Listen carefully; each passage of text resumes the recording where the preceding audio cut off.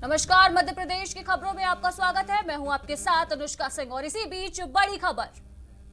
तो इसी बीच आपको मध्य प्रदेश से बड़ी खबर बता रहे हैं, जहां बढ़ते कोरोना के बीच मध्य प्रदेश सरकार सख्त हो गई है। बता दें कि भोपाल और इंदौर में कल से नाइट कर्फ्यू लगाया जाएगा। वहीं प्रशासन को आदेश जारी कर दिया गया है। तो मध्य प्रदेश से इस वक्त की बड़ी खबर आपको बता रहे हैं, जहां कोरोना के बढ़ते संक्रमण के बाद मध्य प्रदेश सरकार सख्त हो चुकी है। कल से भोपाल और इंदौर में नाइट कर्फ्यू लगाया जाएगा। वहीं नाइट कर्फ्यू को लेकर प्रशासन को आदेश जारी किए जा चुके हैं। तो बड़ी खबर इस वक्त आपको मध्य प्रदेश से बता रहे हैं, जहां कोरोना के बढ़ते संक्रमण के बीच मध्य प्रदेश सरकार की तरफ से यह आदेश पारित हुआ है कि कल से भोपाल और इंदौर में नाइट कर्फ्यू लगाया जाएगा। वहीं आदेश को पारित करने के लिए प्रशासन को आदेश जारी कर दिए गए।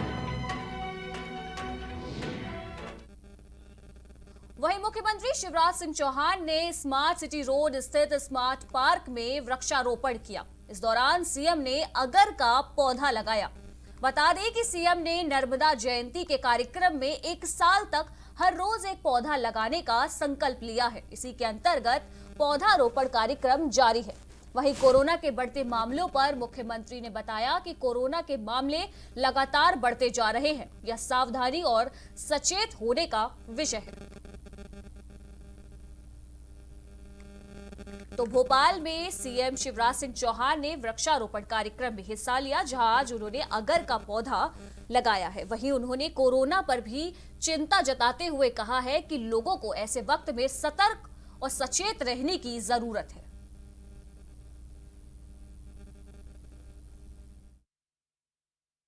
बदरुद्दीन अजमल से समझौता आसाम में, जो कभी तरुण गोगोई जी ने भी नहीं किया, लेकिन वोटों की खातिर ऐसा व्यक्ति जो घुसपैठियों का संरक्षण देता है, उस अजमल के साथ कांग्रेस जाएगी।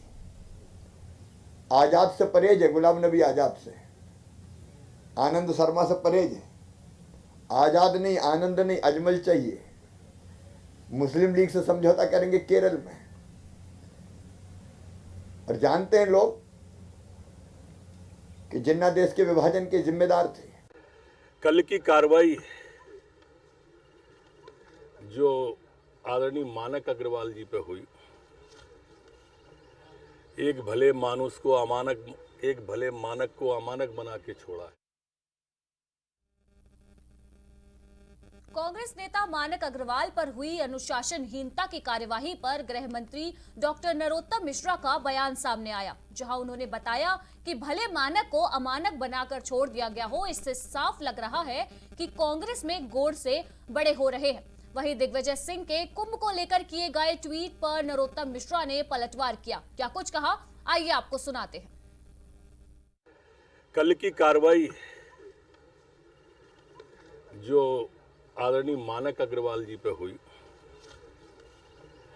एक भले मानक को अमानक बना के छोड़ा है, उससे तो लग रहा है कि कांग्रेस में गौड़ से बड़े होते जा रहे हैं। अच्छा, कार्रवाई भी समरथ पे नहीं हो रही है। विषय यही माननीय अरुण यादव जी ने उठाया था, पर मानक को अमानक तो बनाया उनने, बाकी को छोड़ दिया, जो इस बात का द्योतक है कि अब कांग्रेस में सख्ती से एक बार फिर कांग्रेस के बीच कलह सामने आई। कांग्रेस पार्टी से निष्कासित हुए मानक अग्रवाल ने इस मामले में सुरेश पचौरी की साजिश बताया है। उन्होंने कहा कि प्रदेश कांग्रेस कमेटी के पास मुझे निष्कासित करने का अधिकार नहीं है। मैं अखिल भारतीय कांग्रेस कमेटी का सदस्य हूं। सुरेश पचौरी सालों से मेरे खिलाफ षड्यंत्र से आए हैं, उसी के तहत मुझे कांग्रेस से बाहर निकालने की कोशिश की गई है। मानक अग्रवाल ने क्या कुछ कहा, आइए आपको सुनाते हैं। इलेक्टेड मेंबर हूँ और कांग्रेस प्रेसिडेंट सोनिया जी और एआईसीसी की अनुशासन समिति मेरे खिलाफ कार्रवाई कर सकती है। प्रदेश कांग्रेस कमेटी को कोई अधिकार नहीं है। और सवाल इस बात का है कि गोडसे के समर्थक को पार्टी में लेने पर उसका विरोध करने, मैं ही नहीं, मेरे साथ में कई लोगों ने विरोध किया था। सभी एआईसीसी के मेंबर हैं। तो पीसीसी को इस मामले में कार्रवाई करने का कोई अधिकार नहीं है। तो पीसीसी को वोट से समर्थक को बाहर करना चाहिए। वजह कि जो कांग्रेस में 50 साल से काम कर रहे हैं कांग्रेस पार्टी के लिए। भोपाल में विधायक ब्रजेंद्र सिंह ने भाजपा सरकार पर जमकर निशाना साधा। उन्होंने कहा कि प्रदेश भर में सरकार सिर्फ लोकार्पण का काम कर रही है और कांग्रेस की घोषणाओं को श्रेय भी बीजेपी सरकार लिए जा रही है। आगे उन्होंने स्मार्ट सिटी को लेकर भी भाजपा पर तंज कसा है। चलिए आपको सुनाते हैं विधायक ब्रजेंद्र सिंह ने क्या कुछ कहा। विधि विधायी मंत्री माननीय पीसी शर्मा जी द्वारा पृथ्वीपुर विधानसभा में घोषणा की गई थी कि जो विधानसभा का मुख्यालय है, तहसील मुख्यालय है और टीकमगढ़ और निवाड़ी जिले का महत्वपूर्ण नगर है पृथ्वीपुर, वहाँ पर न्यायालय खोलने की घोषणा हुई थी। उसी संदर्भ में मैंने प्रश्न लगाया था, तो माननीय मंत्री जी ने जवाब दिया है कि भेजा था, लेकिन न्यायालय की तरफ से जो है कहा गया है कि वो पूरी। खबर रतलाम से है, जहां निरीक्षक राजेंद्र वर्मा व टीम की कार्यवाही में डिप्टी रेंजर रतलाम को रिश्वत लेते हुए रंगे हाथों गिरफ्तार किया गया। बता दें कि डिप्टी रेंजर रतलाम तनवीर खान ने एक फरियादी सुलेमान खान से लकड़ी की गाड़ी छोड़ने के एवज में जुर्माने के नाम पर 1,20,000 की मांग की थी, जिसकी सूचना मिलते ही तत्काल कार्यवाही करते हुए 25,000 की रिश्वत लेते हुए डिप्टी रेंजर को रंगे हाथों गिरफ्तार किया गया। तो आपको बता दें रतलाम से बड़ी खबर, जहां डिप्टी रेंजर को रिश्वत लेते हुए गिरफ्तार किया गया है। जहां डिप्टी रेंजर एक आदमी से 1,20,000 रुपए की रिश्वत लेते हुए गिरफ्तार किया गया है। वहीं पुलिस टीम को यह बड़ी सफलता हासिल हुई है, जहां लकड़ी की गाड़ी छोड़ने के एवज में जुर्माने के तौर पर इतनी बड़ी धनराशि रिश्वत के तौर पे मांगी जा रही थी। भैया मैंने 8 महीने से टीपी का आवेदन दे रखा था, मुझे टीपी दी नहीं जा रही थी। तो मैंने यहाँ से इनको गाड़ी निकालने का बोला कि साहब मेरी गाड़ी है, मैं गाड़ी भर के बेचता हूँ ये माल, और मैं लकड़ी खरीदता हूँ जंगल में, सूखी लकड़ी जो गिरी हुई रहती है उसको कटवा के बेचता हूँ। तो इन्होंने मेरे को बोला मेरी सीटिंग से गाड़ी निकाल लिया करना। एक गाड़ी पे 5,000 रुपये की रिश्वत मांगता है। उसके बाद इन्होंने मेरी गाड़ी पकड़ी, गाड़ी में 30-32,000 रुपये का माल था, जिसका जुर्माना 20,000 रुपये का इन्होंने। आवेदक है सुलेमान खान, शेरानीपुरा रतलाम के निवासी हैं। इन्होंने 13 तारीख को लोकायुक्त कार्यालय उज्जैन में एक शिकायती आवेदन पत्र दिया था कि जो रतलाम के डिप्टी रेंजर है श्री तनवीर खान, उनके द्वारा इनकी एक गाड़ी पकड़ी गई थी 1 तारीख को, तो उसको इन्होंने छोड़ दिया था 20,000 का जुर्माना करके। लेकिन जुर्माने के नाम पर इनसे 70,000 रुपये ले चुके थे और बाकी 50,000 रुपये की डिमांड और कर रहे थे। इसके बाद आवेदक द्वारा एक टीपी के लिए आवेदन भी दिया गया था, तो उसकी टीपी जारी करने और इस गाड़ी को दोबारा नहीं पकड़ने, आगे भविष्य में कोई कार्रवाई नहीं करने के नाम पर। केंद्र सरकार के बैंकिंग आर्थिक नीतियों, सार्वजनिक फील्ड में बैंकों के निजीकरण के विरोध में ऑल इंडिया बैंकों की 2 दिवसीय हड़ताल जारी है। जिले में पूरी तरह से सैकड़ों बैंक बंद दिखाई दिए।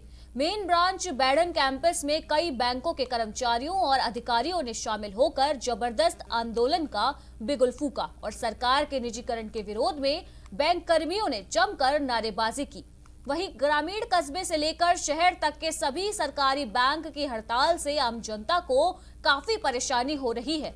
लोग बैंकों का सुबह से चक्कर काट रहे हैं। बता दें कि बैंकों की 2 दिवसीय हड़ताल से तकरीबन 300 करोड़ से अधिक के लेन देन प्रभावित होने का अनुमान लगाया जा रहा है। सिंगरौली से एक खबर आपको बता रहे हैं, जहां 2 दिवसीय बैंक कर्मचारियों की हड़ताल जारी है। जहां बैंकों के निजीकरण को लेकर बैंक कर्मी केंद्र सरकार से नाराज हैं और नाराजगी जताते हुए उन्होंने 2 दिवसीय हड़ताल का ऐलान कर दिया है। वहीं हड़ताल के बाद से लोगों को खासी परेशानियों का सामना करना पड़ रहा है।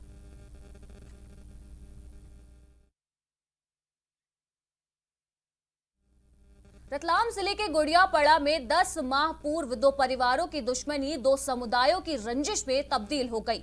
10 माह पूर्व गांव में हुए तिहरे हत्याकांड के बाद गांव के कटारा समाज के लोगों ने भामर समाज के लोगों के घरों में तोड़फोड़ की और कटारा समाज के लोगों को गांव से बाहर निकाल दिया गया। ये सभी लोग 10 माह से गुजरात व अन्य जगहों पर परिवार के साथ मजदूरी कर रहे थे, लेकिन अब ये लोग अपने घरों में लौटना चाहते हैं। वहीं पीड़ितों ने बताया कि यदि हम अपने गांव चले गए तो वो लोग हमें मार डालेंगे। इसलिए हम रावटी थाने पर 3 दिन से रुके हुए हैं और पुलिस से निवेदन कर रहे हैं कि हमें पुलिस सुरक्षा में घर भेजा जाए। वहीं पुलिस प्रशासन ने गांव गुड़ियापाड़ा में भ्रमण किया।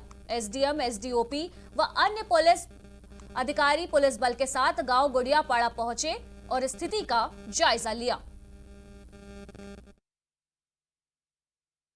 ग्राम 9 में गए साल में जो मर्डर कांड हुआ था ना, उसी संबंध में जो आरोपी पक्ष था उनको विधि सम्मत गिरफ्तार करके अपन ने जेल मतलब न्यायालय के समक्ष पेश कर दिया है। प्रकरण न्यायालय के अधीन है और कुछ उनके जो परिवार वाले बाहर चले गए थे वो आना चाहते हैं, तो इस बात को लेकर के थोड़ा बहुत कुछ ऐसी जानकारी आई कि तो फरियादी पक्ष की ओर से ये ऑब्जेक्शन दिया गया, तो इस संबंध में हम लोग देखने ये बाबर समाज के लगभग 250-300 लोग आए हुए हैं। तो अभी हमने लोगों की तत्कालीन व्यवस्था हॉस्टल में की है ताकि ये कुछ समय के लिए रुकें। और मेरे द्वारा एसडीओपी साहब और हम लोग टीम के द्वारा गांव का भ्रमण किया गया है। भ्रमण के दौरान हम लोगों ने ये डिसाइड किया है कि एक सभा आयोजित करें जिससे कि ग्रामीण के जो लोग हैं वो भी अपना मत रखें और उनके क्या विचार हैं इस मामले में, मुद्दे पर, या उनके अंदर कुछ शंका है या सुबह जो भी है उसका हम लोग सब बैठ के निराकरण प्रथम दृष्टया। निवाड़ी जिले के अस्तारी गांव में सक्रिय अंतरराज्यीय साइबर ठग गिरोह का पर्दाफाश हुआ है। पुलिस ने कार्यवाही करते हुए 4 आरोपियों को गिरफ्तार कर लिया। बता दें कि आरोपी कई सालों से लोगों से करोड़ों की धोखाधड़ी कर रहे थे। गिरोह मोबाइल नंबर का लकी ड्रॉ निकालने के नाम पर आम जनता को ठगने का काम करते थे। वहीं यूपी एमपी की सीमा पर लगे गांव अस्तारी में एकत्रित होकर साइबर ठग दोनों राज्यों की पुलिस को गांव वालों की मदद से चकमा दिया करते थे, जिसके बाद पुलिस ने आरोपियों को गिरफ्तार कर लिया है।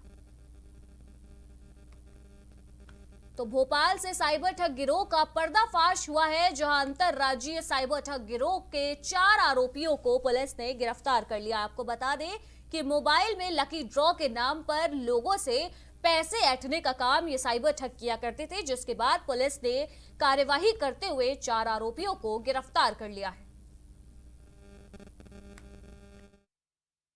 अभी सूखी सेवनिया और जो साइबर थाना है, इन दोनों ने मिलकर एक जॉइंट कार्रवाई करी है, जिसमें एक बहुत ही टिपिकल मोडस ऑपरेंडी के थ्रू जो कार्य होता था। जैसे यदि आप देखेंगे तो अलग अलग बहानों से आप लोगों को फ़ोन आते होंगे, कंप्लेंट्स आते हैं कि कहीं पर टावर लगवाना है, कहीं पर लकी ड्रॉ निकला है, कहीं पे जॉब है, इस टाइप के, या फिर कहीं पे आपको कोई गिफ्ट मिला है, इस टाइप के फ़ोन्स, ईमेल्स या एसएमएस आते हैं। इसके माध्यम से संपर्क साधा जाता है और जब आप संपर्क साध लेते हैं तो आपसे कहा जाता है कि जो गिफ्ट है वो ट्रांजिट में है, उस पर कुछ का। खबर रीवा से है, जहां एक मासूम के साथ बलात्कार का मामला सामने आया। घटना चौरहटा थाना क्षेत्र की है।